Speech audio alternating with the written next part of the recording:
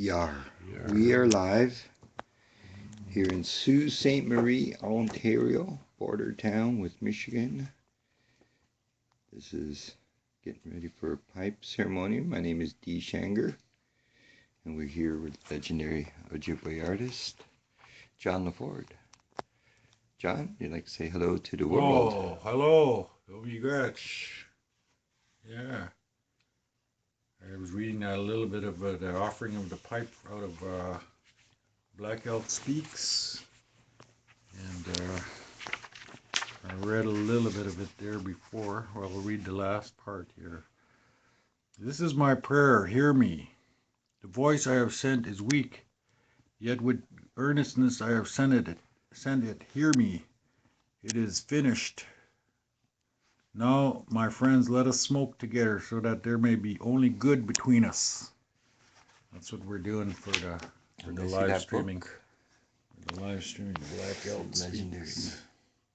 And he said that prayer before he did the pipe ceremony, you said? Yeah, he always said the prayer before he did the pipe ceremony. And you related to a lot of hockey fans would say that's Chicago Blackhawks. That's Chicago Blackhawks. Yeah. Tell us. Yeah, that's my hereditary cousin or relative from Manitoulin Island, related and to. He's Ojibway. And he's Ojibwe. And I'm gonna just go over to here. These are the original. That's what he looked like. That's. Yeah. Blackhawk, Chief Blackhawk. From Manitoulin Island? From Manitoulin Island, yeah. Yeah. And explain the pipe ceremony for people throughout the world that don't understand what the pipe ceremony is all about. Okay, we have the bowl made of stone. Then we have the stem, which is made of black ash or hardwood. And when they're joined together, they create the power that we ask when we speak to the Creator. And then we just add tobacco. We put the tobacco in. I've given tobacco to the pipe to ask that we'll get good teachings, good ways, good understanding of our Creator. And this particular pipe stone comes from here. This is the black pipe stone. There's two kinds of pipes. There's the black pipes, and then there's the red ones from Minnesota. This one comes from here, the Ojibway black stone, from the mountains, from the high mountains of Sault Ste Marie. And you sometimes turn the pipe for the different directions, the east and west, the south and the north. And we're going to smoke this pipe for the technologies that we're going to be using in this live stream, the live streaming technologies that we have through television and computers. And we're going to ask the Creator to bless these ways, and bless these new high-tech technologies that we have. I may also want to sing a pipe song for the pipe. And when you see the smoke coming from the pipe, it's carrying our prayers up to the Creator, just giving thanks for all this stuff that we have. And sometimes I don't have, I may miss out on things that, that we sometimes think about, I did the smudging, and I did, well, we're going to burn some more smudge. And for those throughout the world that don't understand what smudging is about? Yeah, smudging is purification of the environment in the area that and purifying the things that we're using in this ceremony. And mainly it's our mind that we have to sometimes purify our minds so that we can only think good thoughts that go on and go to the Creator. And that looks like sage. That's the sage from the prairies, out west. That comes from the sage. Yeah. So now we'll light this pipe now, and usually sometimes you have a singer that wants to sing a song on the drum. We also have a drum here. There's where you sing the sacred songs, the sacred pipe songs that go along with the pipe ceremony. And you made that? Oh yeah, no, I didn't make this. This was made by a friend of mine. I made one my own, which, you know, it had to, you know, I had to get a new one made. This is the real drum. What skin is that? This is probably this could be elk or moose. I don't think it's moose. It looks more like an elk. Yeah, elk hide.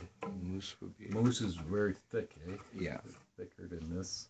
On Mi'kmaq territory, they use moose a lot. Yeah, moose. We use a lot of moose too. Like it's a beautiful drum. Could be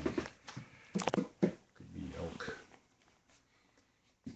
So now we're ready to light this pipe and give thanks, and hope everybody enjoys this, what we're doing here to send out this pipe ceremony, and you know, so people can have a see, people have luck, you know. These pipes are used all over the world, all over Canada, the United States, by our native people for you know, for asking blessings and help and stuff like that.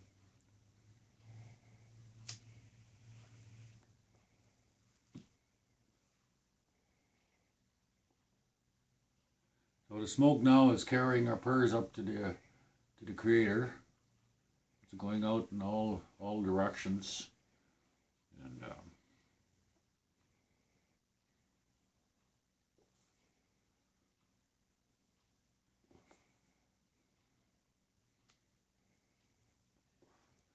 there's various kinds of pipes that are used too. There's pipes that are used for healing, and pipes that are used for other ceremonies. Healing pipes. You don't really, you know, they could for people to partake in the ceremony. You can. This will represent, this black stone here represents the world, and it goes with this pipe. And when I touch the stem to the stone, that means everybody is taking part in the ceremony. Everybody's, you know, getting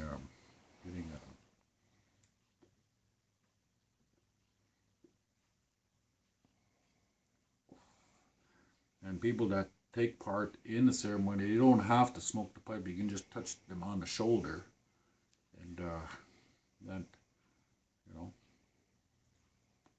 signifies that they have taken part in the ceremony. You don't have to smoke it.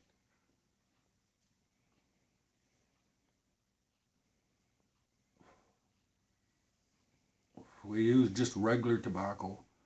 Sometimes they call it kinnikinnick. They call it tobacco.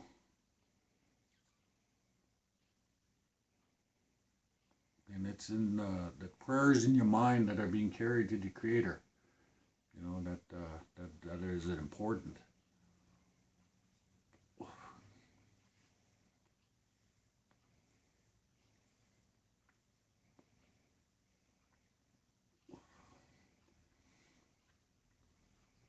Sometimes I have a little sage stick that I use for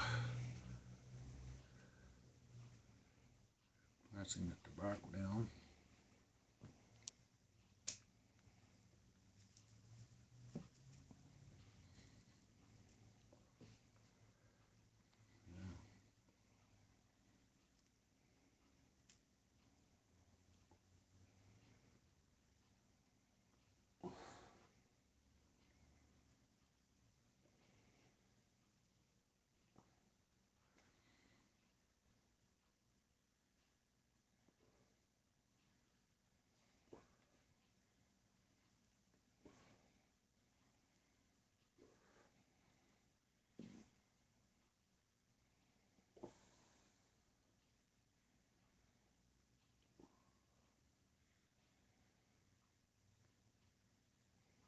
Ojibway artist John Laford. For those tuning in late, we're here in the Sault, aka Sault Ste Marie, Ontario.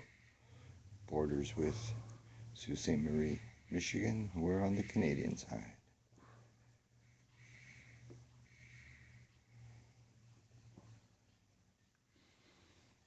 Okay, that concludes the smoking of the pipe. Smoking of the pipe. Now I may sing a small song for the pipe.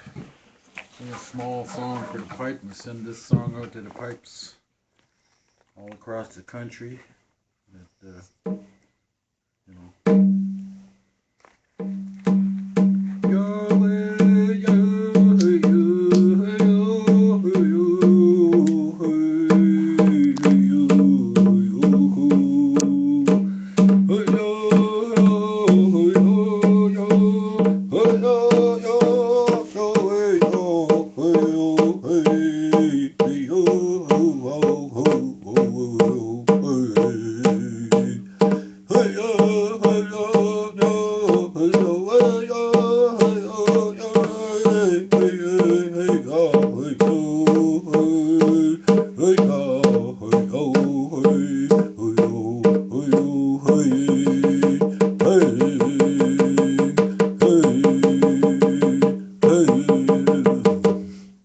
Birch. That concludes that song for the pipe. The pipe song has been. I'm honored to be able to do this on behalf of these live streamers, and they enjoy the latest and newest technologies that we have through live streaming and the sacredness of the pipe being shown throughout the world. It'll also show some of my paintings and my art that I do as a Ojibwe artist. I follow in the footsteps of Norval Marshall. Been doing that for 40 years now. And I also do sculptures, carvings, and I play a little bit of guitar and sing songs and anytime they need a pipe carrier, sometimes they call me to come over and do pipe for various ceremonies, for weddings, funerals, sunrise ceremonies, sweat lodges, and praying for other things. And pipe circles. They have pipe circles. Every now and again, they have a gatherings of the pipes. And when somebody's sick, sometimes they call the pipes to do a circle of pipes for the passing or the sick people in hospitals and stuff like that. And it's a very useful and sacred thing. We pass this on. We give it to the people. We give it out to everybody. And I've been doing this for many years myself. And I'll just close up the tobacco. I get lots of tobacco given. And I have a special pipe bag, and we disconnected the pipe. And after I'll wrap it up and put it back into the pipe bag, and that concludes our pipe ceremony for this ceremony. Miigwech. Miigwech. Miigwech. I'm just going to show the viewers one of John's pieces.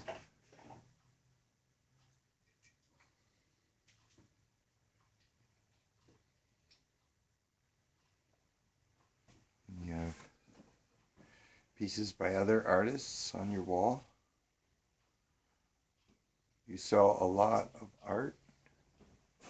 Yeah, Cecilia Waboops. That's Cecilia's there? That's Cecilia's. There's Bruce, Conrad, that's Conrad there. Conrad Fox. And then the pink one up there, that's Bruce. Bruce up there. That's Bruce. And this one over here? That's Celia Wabus. Known as Wabnoquay. Known as Wabnoquay.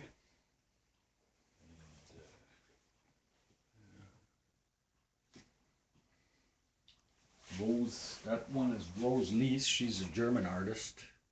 Rose Lees, she's in the area. Yeah.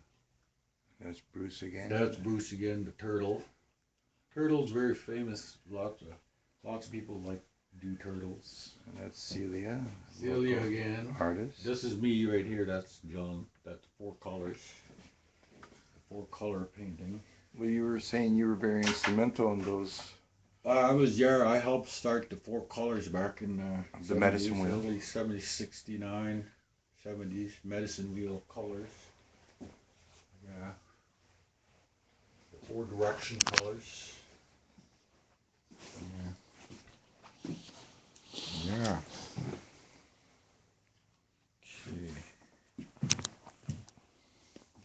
Okay. And everything's packed away? Yeah, everything's packed away again. I wrap it in cloth, put it back into the pipe bag.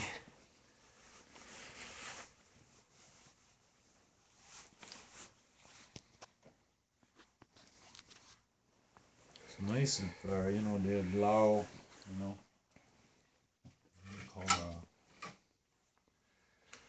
okay. What else did we miss? We're just going to chat with you and talk about your life as an artist. Oh, yeah. Yeah, well, I've been painting for many years, struggling as an artist for many years. Many years.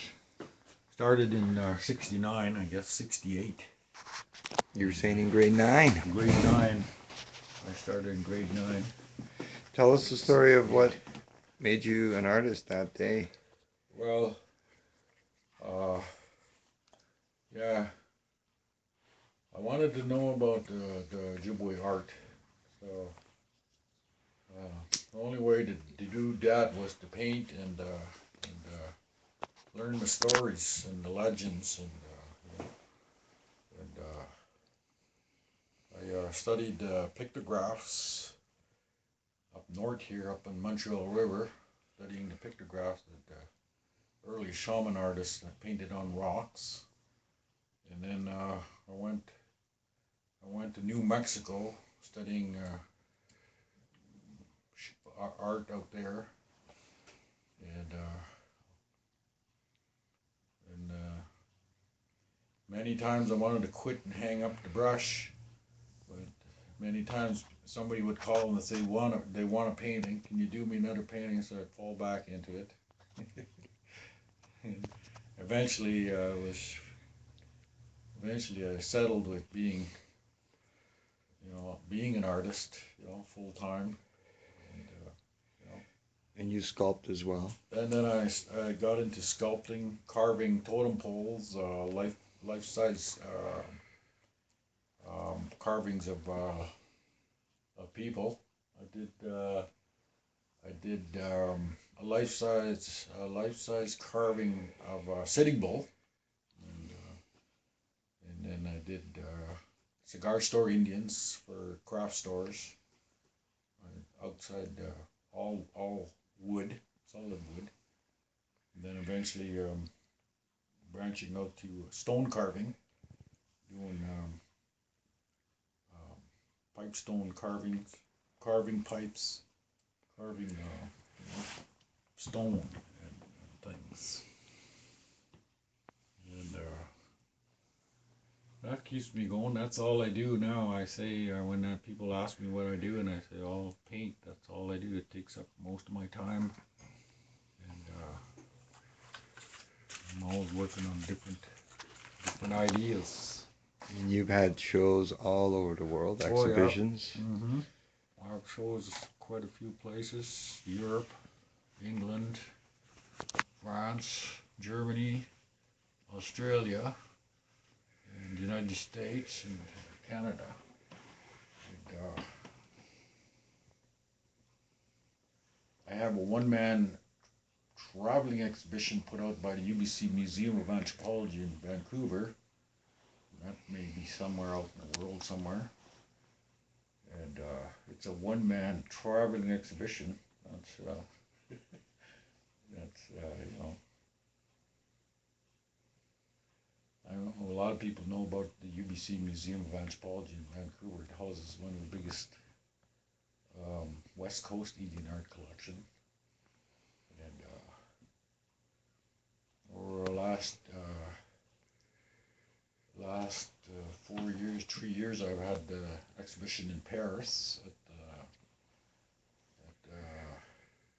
Sotheby's art auction in Paris, out of Australia, and I also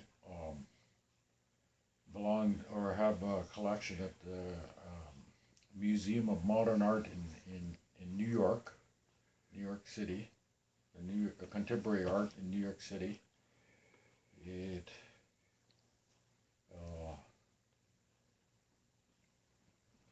The Sault Ste Marie Art Gallery has a huge collection of my work in their collection, and it's huge.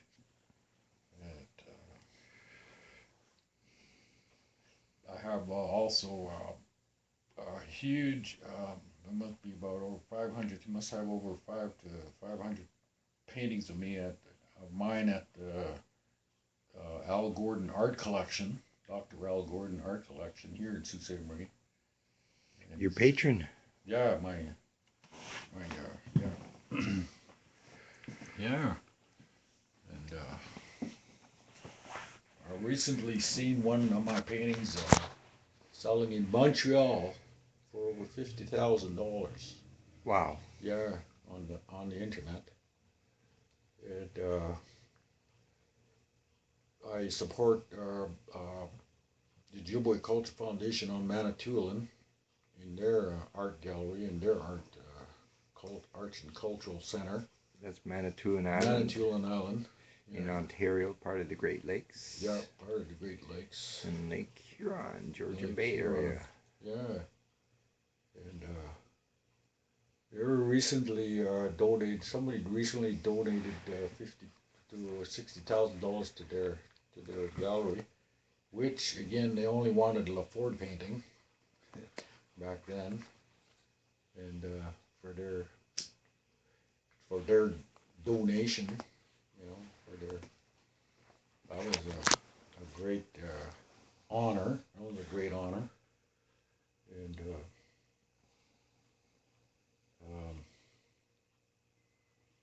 I don't have my portfolio right here right now to mention all the places, all the things that I've done.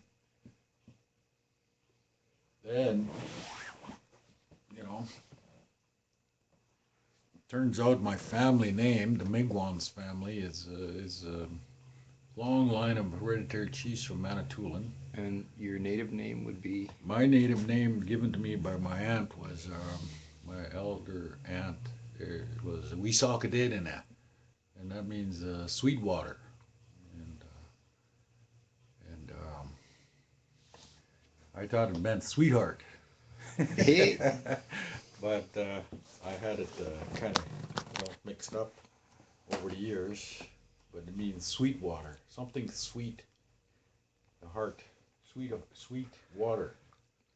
And that used to be the name of the Lake Superior, back in the days of the Jesuits, the early Jesuits called Lake Superior Sweetwater Lake. And that's where my name comes from, I guess. And things like that. Very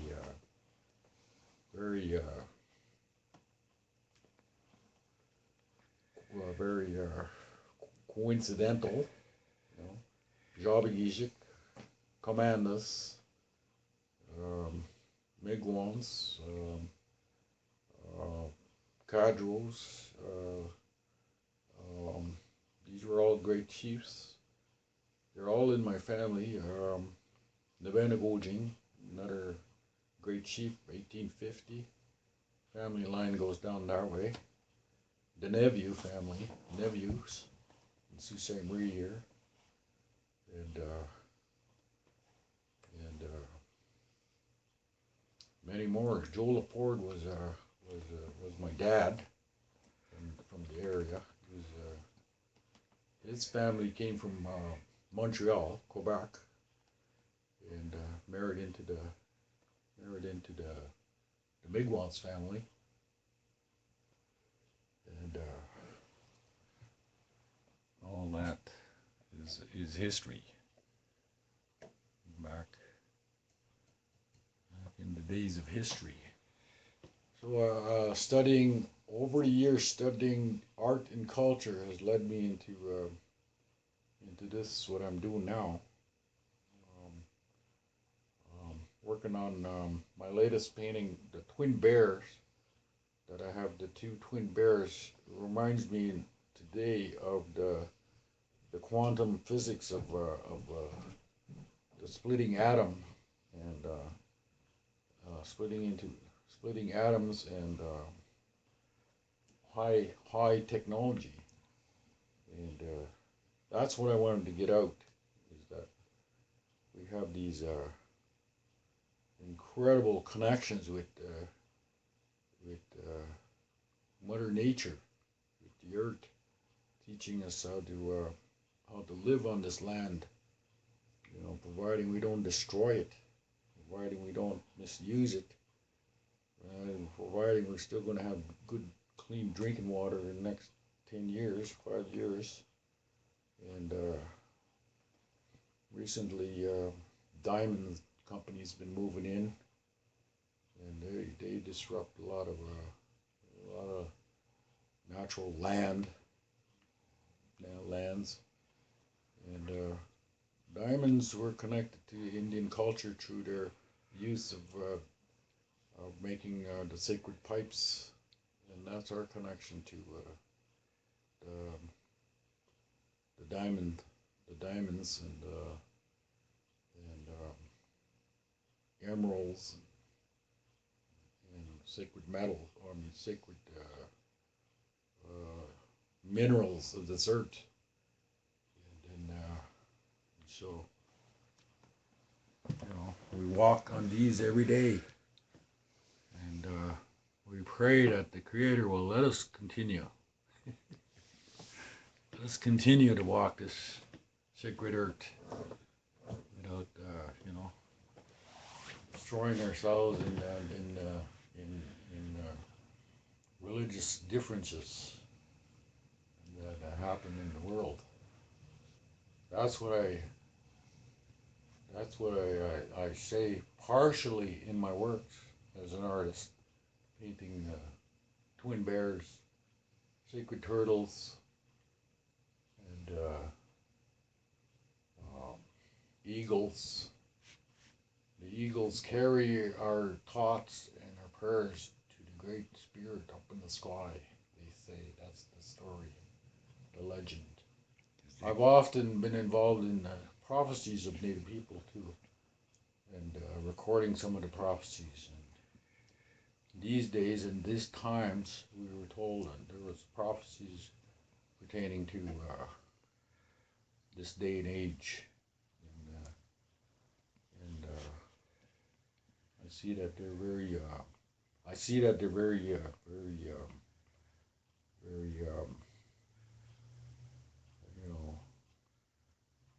true. They're very true to our what's going on in this time.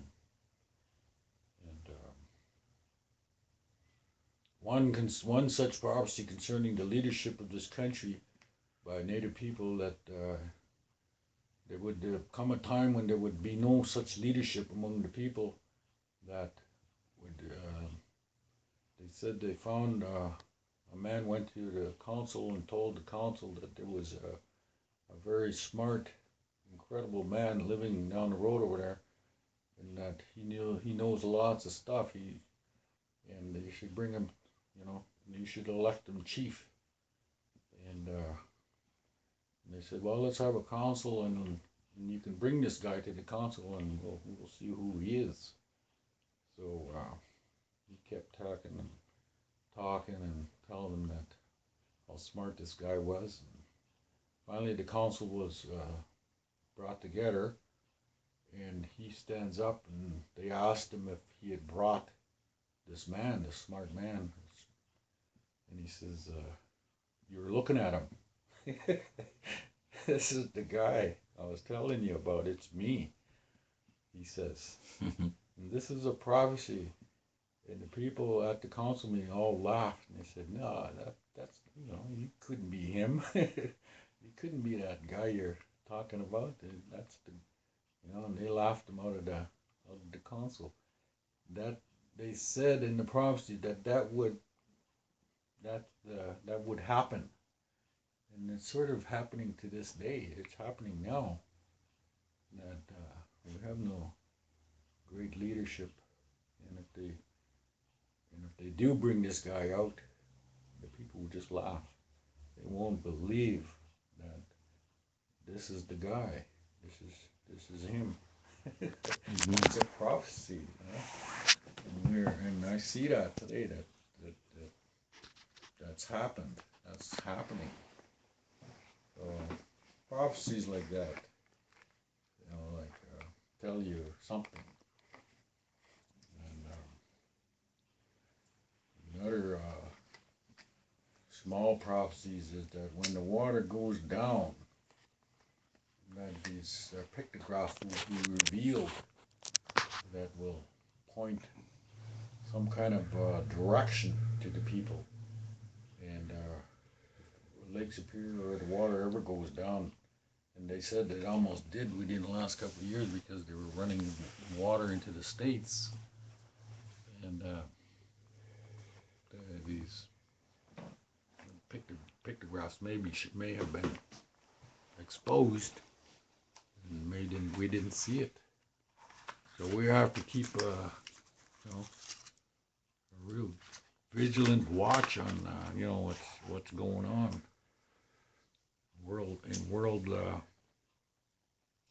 worldly things in the world.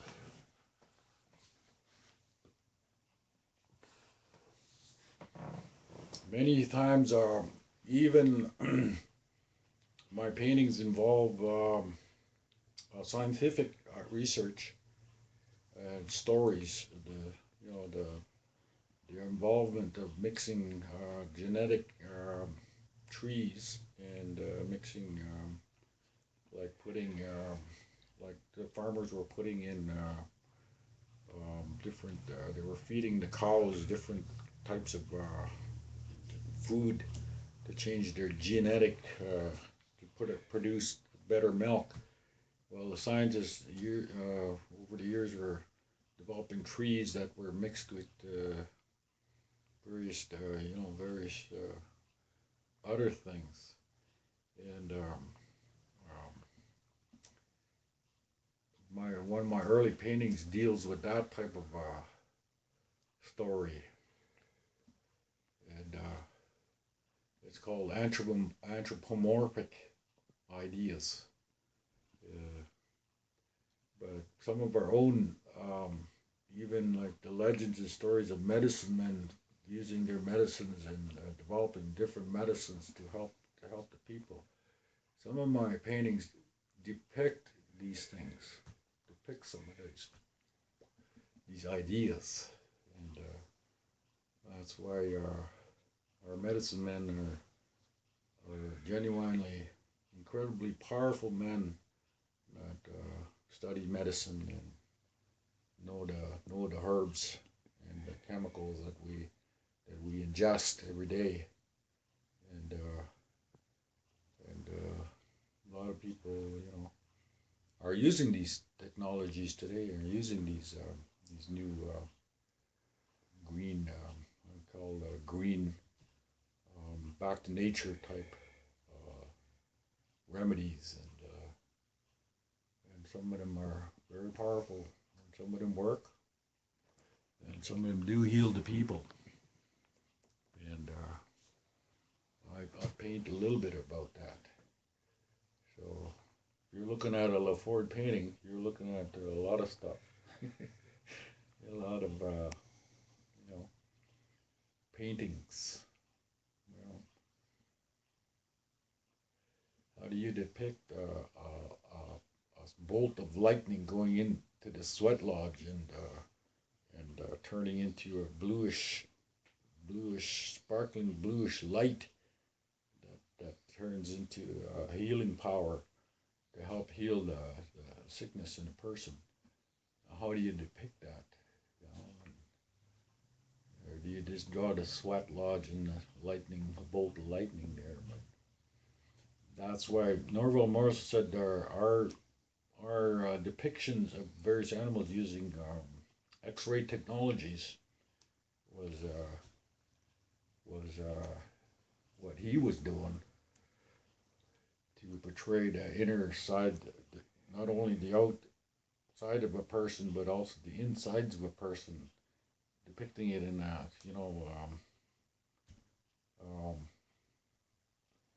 nice way, so it could hang on a wall somewhere to beautify a person's surroundings, to make a person feel happy about themselves, feel good about themselves. Mm-hmm.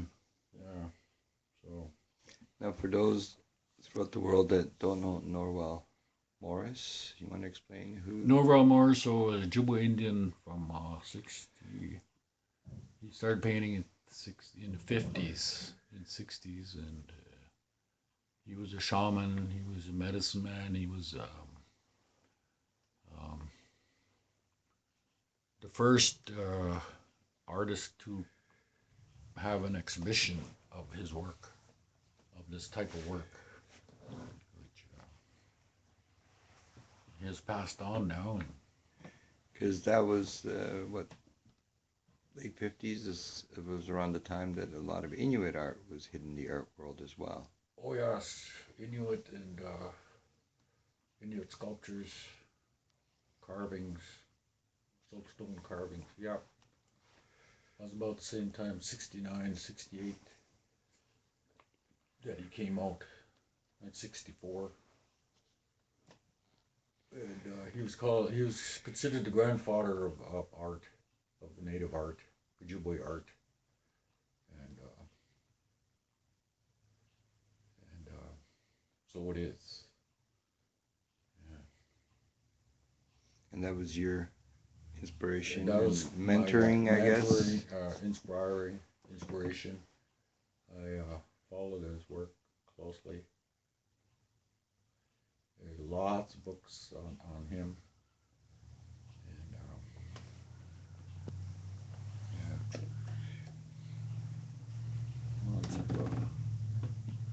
You were telling me the story early of you're probably the only artist I know that the day you started painting, you sold your first 2 pieces. Oh yes, from the very first painting I ever did was sold to my grade 9 you were grade in. 9 Principal.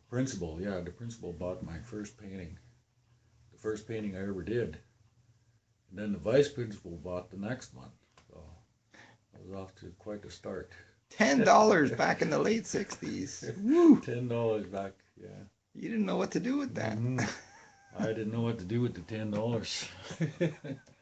Yeah. I encourage anybody to paint, and especially start somewhere. Start even by copying. By copying my work, you can eventually get into it. And that's how a lot of artists start. Yeah. And you're born and bred in the Sioux here? While I was born on Manitoulin. Manitoulin. The heart of Ojibwe country. The heart of Ojibwe country, yeah, all around this area. And my mother come from Manitoulin. And my dad come from up here, up in the Sault Ste Marie, Goldie Mission area. Yeah. Manitoulin is considered the home of the Great Spirit, and there's a legend about that and a story, and I probably painted that.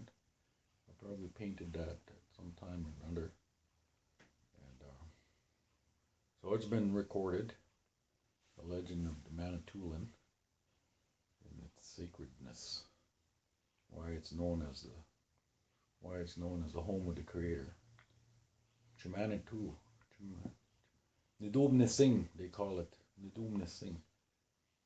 And I also have a good grip on my language. I grew up speaking the language, and when I hear it these days, I have a very good understanding of the language. I can probably say, "Ani mishobsak ani denoinem na enoem gok doi no yaik you Yabagum Zinbig Agna Bangi Yabago do Zinbig Ebena and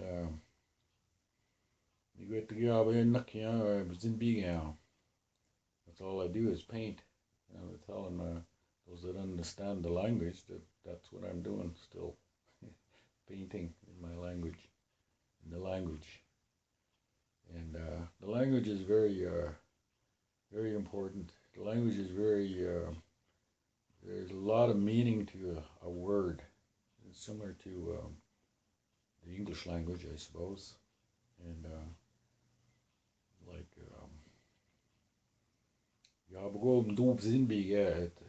it still means that I'm still here painting, and I'm still alive.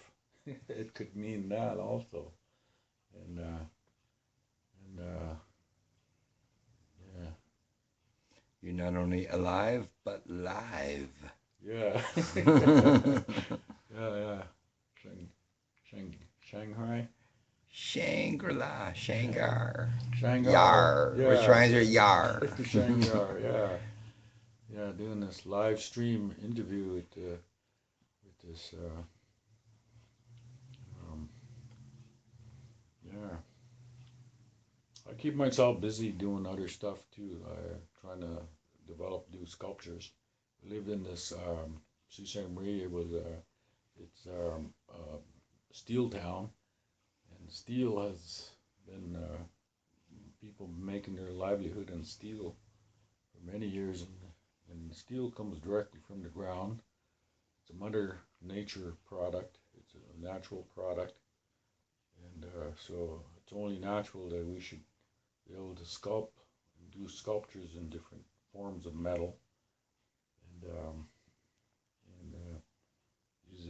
use it in its whatever manner it may develop in. Mm-hmm. So my uncle retired from the steel plant, and he worked his hand in steel all his life, and so we have if we probably knew more about steel as native people, we could probably develop more, different types of steel that, has native influence or native input, and I often tell people that's what I tell them. And what materials do you usually sculpt with? Well, right now I got black stone, and I have red stone, and I also have various stones, sandstones that I find in the area. These are all area stones, and everything is sold. Everything I have is gone. I have a small piece here of bear. Let's put it beside the light. This is a small stone. A little higher? Yeah, this is good. Yeah. Small stone of a wolf. Maybe turn it 360 a wolf, slowly. A wolf idea. See it. This is black stone. From the Sioux area? From the Sioux area. Here. Which I discovered. I discovered this stone. And this is a work in progress? This is a work in progress, and it needs the footing. It stands like that on the coffee table. Yeah. And that's just small, but I have other larger pieces that have been sold off. They're already gone. But yeah, fish, Indian heads, and a bear. Bears. I carved a black bear from a fairly big stone. It's about that high. But it's hard work, and I'll do it sometimes during the summer. I also tried to revive, over the years, I've tried to revive pottery, the use of pottery. I've done a pottery exhibition at the UBC Museum in Vancouver, again, of my pottery work. That's sold. I don't have one piece left that I can show you. And going by, they're all in Vancouver, I guess, used for,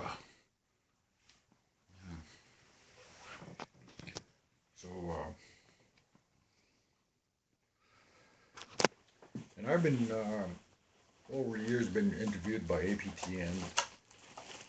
Aboriginal People's Television Network here in Canada? In Canada, yeah, on various issues.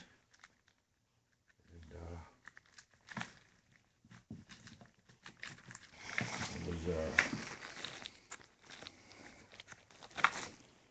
a lot of newspaper reviews, newspaper recordings, newspaper interviews of my work. February Star, Sioux Star, Toronto Globe and Mail.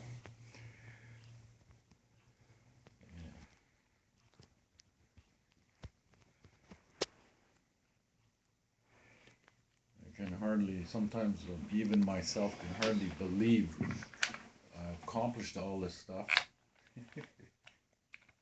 Why is that? All these things.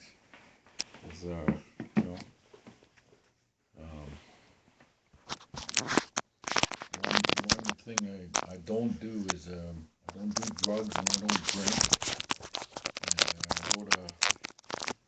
And I go to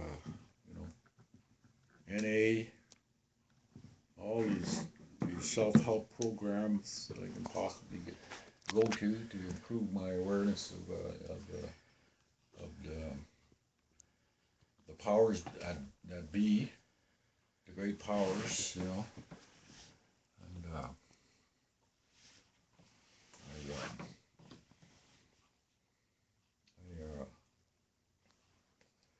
very open about very religious concepts and that type of thing.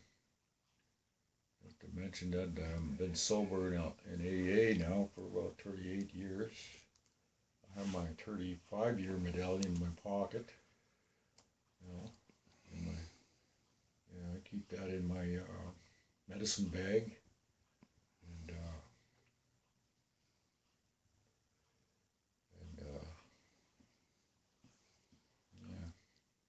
That type of stuff. Well, that's really good, and congratulations on that. Well, I'm dabbling in making jewelry too, rings and I probably forgot a lot of I'm probably forgetting to mention a lot of stuff that I do, that I make. You recycle a lot of metals? I'm recycling metal.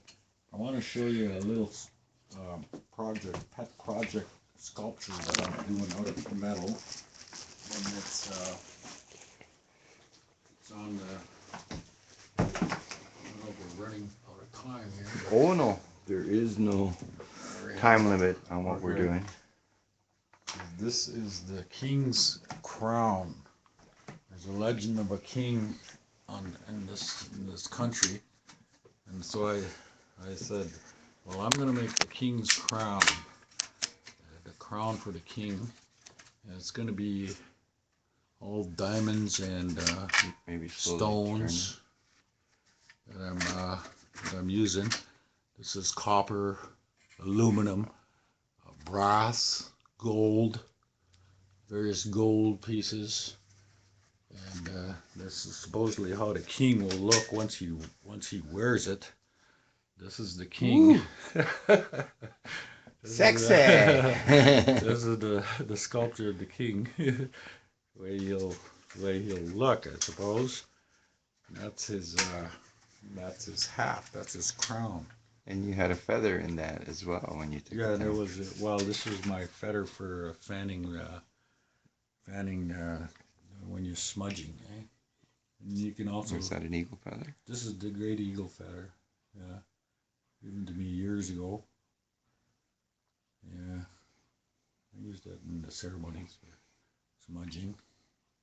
This is one of my sculptures, and I had another one, but it's gone. It's a metal sculpture that is gone. This one will go in the vault after. Nice. Yeah. The big stones, and it'll all be decorated once I, screw it and put it all together. Yep. Yeah. Put that back up there. That's part of my metal sculptures. My rings, I make rings for people. And, this is one of my rings here. What do you call copper? This is copper ring. Very They say that the copper interacts with the body, and they can use it for like putting it on for arthritis, and that's true. Some people believe in that. Gold was used for that, for stressing, for relieving stress. Gold and stuff like that. The metal, the gold in this, used for healing, and mixing the different types of metals. That's why I do it. And what else I have here? That my wood carvings are all sold. They're out. Your stuff sells very, very fast. Oh yeah, I have. Most of this wall was full, and someone comes and look, and boom, Gone. Yeah. I was working on my first sculpture years ago, 10, 15 years ago, and it was a head. It was an Indian head, and while I was carving it, this guy come from Europe, and he saw what I was doing and was almost finished, and he said, "How much do you want for that?" And I said, "Well, what do you think? A couple of $100?" And he says, "Yeah, sure." He brought us a couple of $100, and he grabbed it out of my hand, and wasn't even finished. I said, "Wait, hold on, let me sign it." I signed it, and he says he's taking it back to Europe, somewhere in Holland somewhere. And his mother, he says his mother owns two museums in Holland someplace, and that this is going into the museum. And this is my first sculpture that I bought in my travels in Canada, mm-hmm. and I'll take it back to my mother, and she'll be just, and I said, wow. I said, it's just, you know, it was amazing how things like that happen. Just working on it and thinking, no, nobody would ever buy this. But then this guy comes along and offers you $200 for it, $200, and it's gone. It's out there. I'm sitting in a museum somewhere in Amsterdam. Somewhere. It's made out of blue. It's a bluish gray stone that I found down the road here, and I just grabbed it out of my hand. I wonder they don't do that to this one yet. This one's not finished yet. Because they haven't seen it, but now they've seen it on the live stream. Yeah. How do I get all of John? How do I Maybe get he'll be all of that? watching. Yeah. Uh-huh. Yeah. Yarrrr. Yarrrr. Yeah. I'm running out of smokes here. Oh, I got lots. Oh, yeah. I got the Mohawk. Oh, yes. This has been our sponsor. Oh, yeah. All natural, Oh, native, yeah, all natural, aqua sauce meat. Yeah. Oka. Right on. Yeah. The sponsors, yeah. As we've lovingly said over the last 4 years. Yeah. Yeah.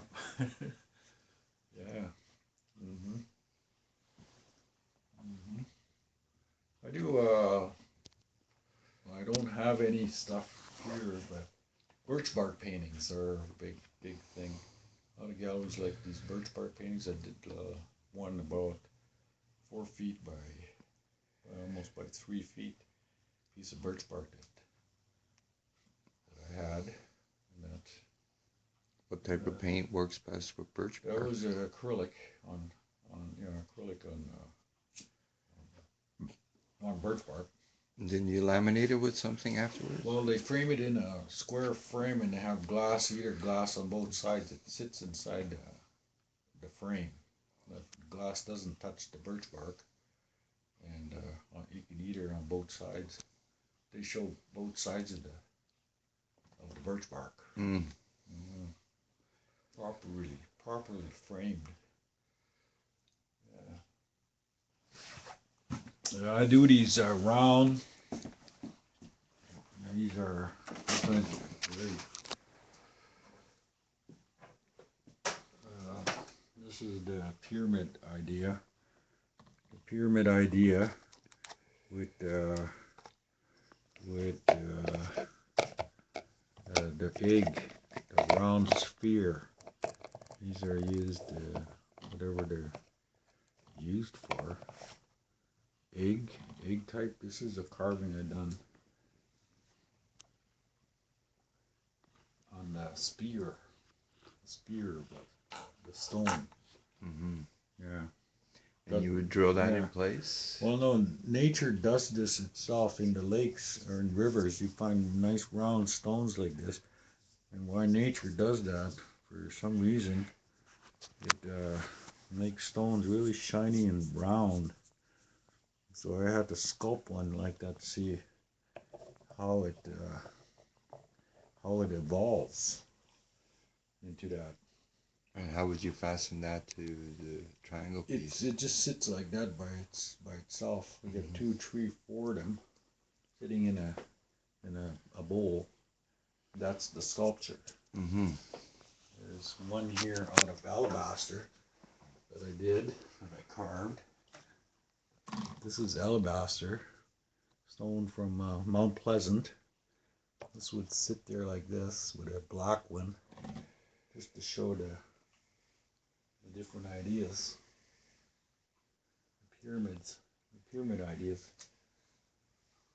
and Mother Nature's building block. Triangles. The triangles, the spheres, and that's the way to buy them. It's small sculptures, that could be made huge later on. Or if I get a larger stone, I may make a bigger one. Yeah.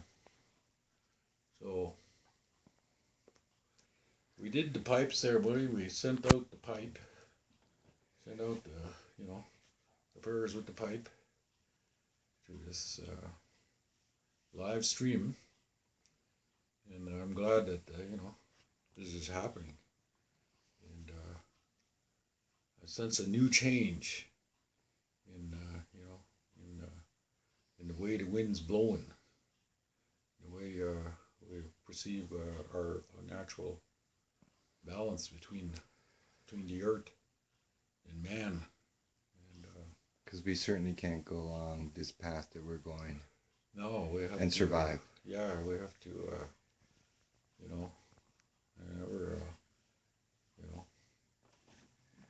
I never tackled big global warming and those type of subjects. I just leave that to the scientists and people. And the melting of the ice caps, glacial ice meltings, and but I'm really concerned about the tornadoes in the south and earthquakes. Tornadoes are devastating, and natives have an understanding of the thunder beings which cause these type of things. There's also stories that when the tornado comes to an area, they've come to pick up something. They've come to pick up the great either to come to pick up a great serpent, and the legend of the great serpent is Ojibway legend too that I've painted over the years, and these huge tornadoes in southern Texas are just devastating, and concerned about those type of natural happenings.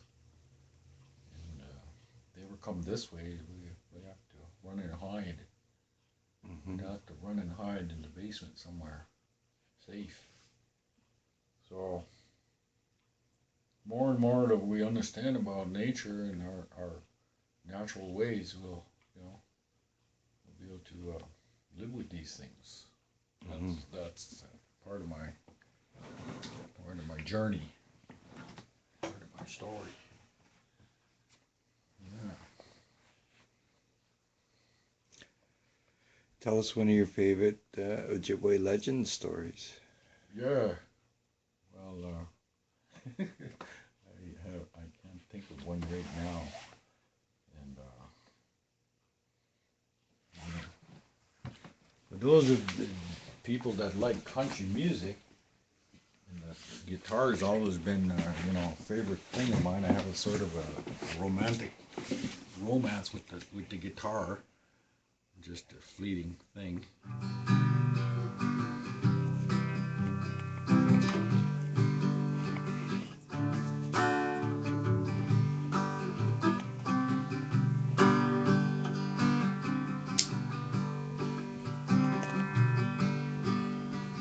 If today the sun should set up all my hopes and cares, there's one smiling face that God will see, 'cause she'll be there alone beside me up those golden stairs.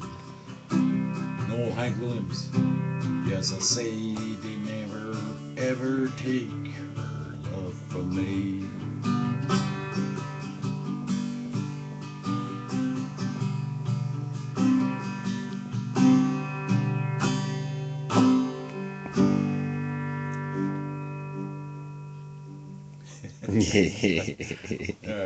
Hank Williams, eh? A little bit of Hank Williams on the guitar. Guitar. Not Lucy, but guitar. Guitar, yeah. Which rhymes with Yarrrr. Yeah, Yarrrr. Rhymes with Yarrrr. Yeah. Well, let's cut it at that, and we'll just take it again from another time. Okay, and we're here in the Sault, aka Sault Ste Marie, Ontario, with Ojibwe artist John Laford, Laford.